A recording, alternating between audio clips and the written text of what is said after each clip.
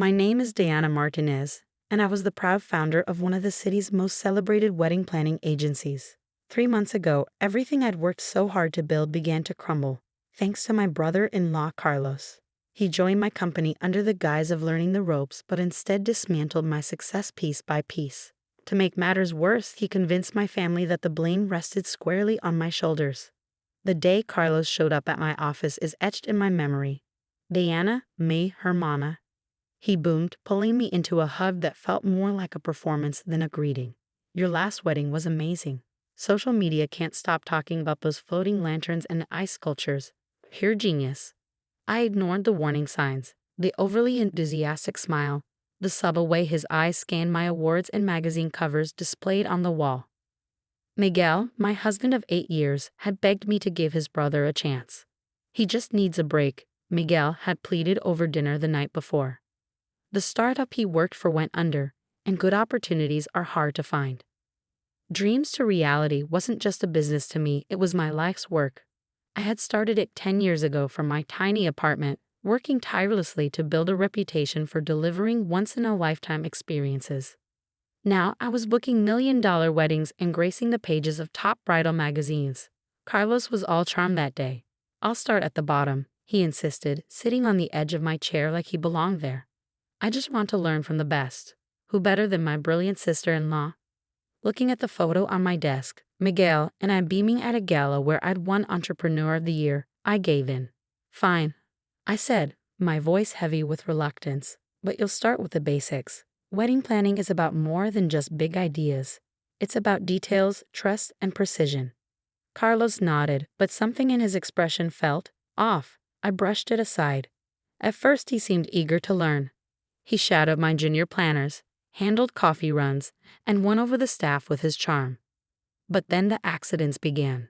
A bride's flower order was inexplicably swapped from classic white roses to garish orange lilies. A critical seating chart was accidentally deleted.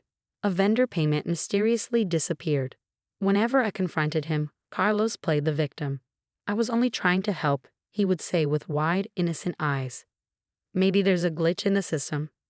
Sarah, my senior planner, tried to warn me.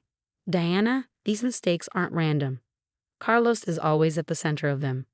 But Miguel dismissed her concerns. He's new, my amor. Everyone makes mistakes at first. Don't you remember your first year? Yes, I remembered it vividly. Endless hours, meticulous triple checks, and a refusal to let any detail slip through the cracks. I had never made excuses. The Hendricks wedding was the tipping point. Emily Hendricks, the daughter of a powerful family, was counting on us for $1 million celebration that would cement our agency's reputation.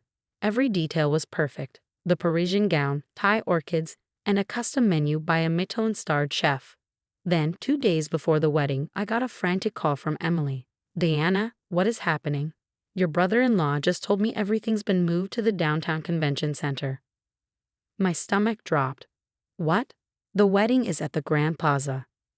Well, Carlos said there was a pipe burst, and now he's talking about finding me a new dress because mine is stuck in customs. In a panic, I contacted the Grand Plaza. No pipe burst. The dress?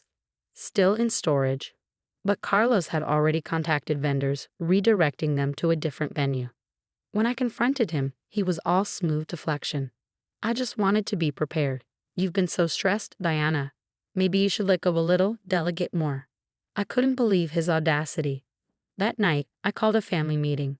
I expected support, but Carlos had already spun his narrative. Diana's been under so much pressure, he said, his voice heavy with feigned concern. I've done my best to help, but she's been so paranoid, blaming me for everything. My in-laws nodded sympathetically. Mijita, Miguel's mother, said, maybe you need to take a step back. Carlos says you've been working too hard. My temper flared. Working too hard? He's sabotaging my business. Enough? Miguel snapped. Carlos is family. He's trying to help, and you're treating him like the enemy. You owe him an apology. The betrayal hit me like a punch. Apologize? To Carlos? I stormed out, the summer night doing little to cool my anger. My phone buzzed, another text from Emily, panicked about the chaos. Then came a message from Sarah. You need to see this. Carlos has been accessing our systems after hours. I found something. I straightened up, resolve hardening. Carlos might have fooled my family, but I wasn't about to let him destroy everything I'd built. It was time to gather proof and fight back. What I didn't know was that the Hendricks wedding was only the beginning. Carlos' plans would test not just my business, but my marriage and the very definition of family loyalty. Walking into the office the next morning, everything seemed normal. Deceptively so. The morning sun streamed through the windows, casting a warm glow on the rows of wedding photos lining the walls. Each image represented a flawless day I'd brought to life. Now, every one of them felt like a fragile illusion on the verge of collapse. Sarah was waiting at my desk, her laptop open and her expression grim. "You need to see this," she said, her voice low. She turned the screen toward me, displaying a series of system logs. Every night between 2 and 4 a.m., someone's been accessing client files, changing details, rescheduling appointments, all under Carlos's login. I leaned closer, scanning the entries, my chest tightened. He's deliberately targeting our highest profile clients. Sarah's expression darkened further. "And that missing vendor payment? Look at this." She opened a deleted email, showing a forged message from Carlos redirecting the payment to a different account. He claimed an urgent update to the vendor's banking details. The realization hit me like a punch. He's not just sabotaging weddings, he's trying to destroy our reputation. Before I could process it further, Carlos breezed into the office, a tray of coffee in hand. "Buenos dias," he chirped, his grin as bright as the sun outside. "Diana, I've been thinking about the Hendricks wedding. I know I overstepped, but I've got some ideas to make it even better." I forced a smile, suppressing the urge to call them out right then and there. Miguel's words about family loyalty echoed in my mind. "That's great," I replied evenly. "Why don't you write up a proposal? I'd love to see your vision." His eyes lit up, whether with genuine excitement or something more calculated. I couldn't tell anymore. The rest of the day was a blur of carefully orchestrated documentation. I tracked every mishap, saved screenshots, and backed up files to secure cloud storage. Sarah worked quietly beside me, compiling evidence to bolster our case. That evening, Miguel surprised me with takeout from my favorite restaurant. He set the table with extra care, even lighting a candle. "Mi amor," he said, his tone gentle but firm, "we need to talk about Carlos." My heart raced. Had he finally seen through his brother's lies? "He's really impressed everyone," Miguel continued, his voice laced with optimism. "I think it's time we give him more responsibility, his own accounts to manage." The wine glass froze halfway to my lips. "You're joking." "Why not? He's family, Diana. He has great ideas, and he's eager to learn." Eager to learn? I set the glass down carefully, trying to keep my voice steady.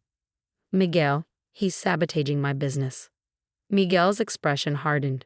"There you go again. When did you become so paranoid? This isn't like you." "Paranoid? I have proof." "Enough." Miguel stood abruptly, his chair scraping against the floor.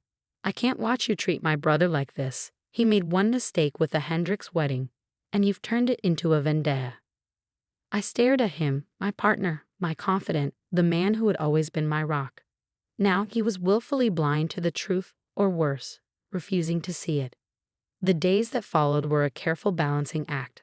I played nice with Carlos, pretending to trust him, while quietly gathering the last pieces of evidence. Sarah and I created a detailed paper trail, documenting every unauthorized change, every deleted email, every phone call. Then Carlos made his next move. The Anderson account was one of our most loyal clients. Lisa Anderson had trusted us with her corporate events for years, and now her daughter's wedding was in our hands. It was the kind of relationship I'd worked so hard to build, one Carlos seemed determined to destroy. "Lisa, I'm so sorry," I overheard him saying on the phone.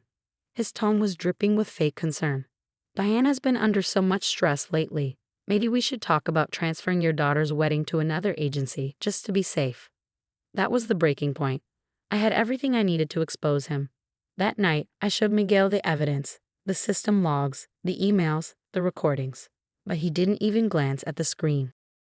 "Family stands together, Diana," he said, his voice cold. "If you can't understand that, maybe you need to rethink your priorities." I slept in the guest room that night, clutching my phone with all the evidence I'd worked so hard to collect. My perfect life, The business I'd built, the marriage I'd cherished, was unraveling before my eyes. The next morning, I made my decision. Family might stand together, but I hadn't built my company by letting others destroy it. Carlos's gain was over. It was time to fight back. What I didn't realize was that Carlos had already set his endgame in motion, and the fallout would be more devastating than I could ever have imagined. The beginning of the end came in the form of a company-wide email. Dear team, it read, due to recent concerns about management stability, we will be restructuring Dreams to Reality's leadership.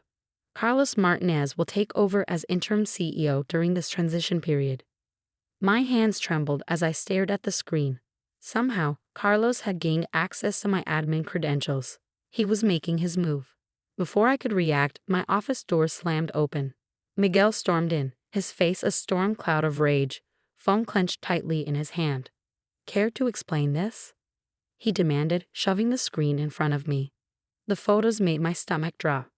Dozens of them, images doctored to look like I was embezzling company funds, meeting secretly with competitors. They're fake, I said, though my voice wavered. Miguel wasn't listening. Carlos found them on your computer, along with emails, proof that you've been sabotaging your own weddings to frame him. Dios mío, Diana, how could you? Before I could defend myself, Sarah appeared in the doorway. Stop right there. Her voice was sharp, cutting through the tension like a blade. She strode in, laptop in hand. Carlos didn't count on one thing. I've been tracking everything since his first day. With a few clicks, Sarah played a video. It showed Carlos, late at night, accessing my computer, planting false evidence, and making those after-hours system changes. That's not all, she said, pulling up more files. Audio recordings played next. Carlos calling clients, spreading lies, and deliberately undermining our reputation. Miguel's expression shifted from anger to confusion to horror. He sank into a chair, staring at the screen. But why? Because Dreams to Reality should have been mine. Carlos's voice rang out from behind us. We turned to find him standing in the doorway, his mask of charm and innocence finally gone. His face twisted with rage and resentment. I had the idea for this business years ago, he spat, but no one would take me seriously. Then you came along, some outsider, and built what I'd always dreamed of, and everyone loved you for it. Carlos, Miguel whispered, his voice breaking. What have you done? The next few hours passed in a blur of chaos. Lawyers, police statements, more evidence pouring in from Sarah's meticulous files. Carlos's scheme unraveled in real time. Not only had he sabotaged the business, but he'd also committed fraud by diverting vendor payments into personal accounts. That night, Miguel held me as I cried, the weight of everything finally breaking over me. I'm so sorry, my amor, he murmured. I should have believed you. Family loyalty matters, but trust is everything. 6 months later, Dreams to Reality was thriving. The Hendricks wedding had been a massive success, and Emily had even written a glowing article about how we overcame corporate sabotage to deliver her perfect day. Carlos? He was facing charges for fraud and cybercrimes. Miguel struggled with a betrayal, but our marriage emerged stronger, tested by fire, and rebuilt on unwavering trust. As for me, I learned a lesson far more valuable than any business accolade. The hardest part of success isn't building it, it's protecting it from those who want to take it away. Even family, and when you know you're right, you stand your ground, no matter who tells you to apologize.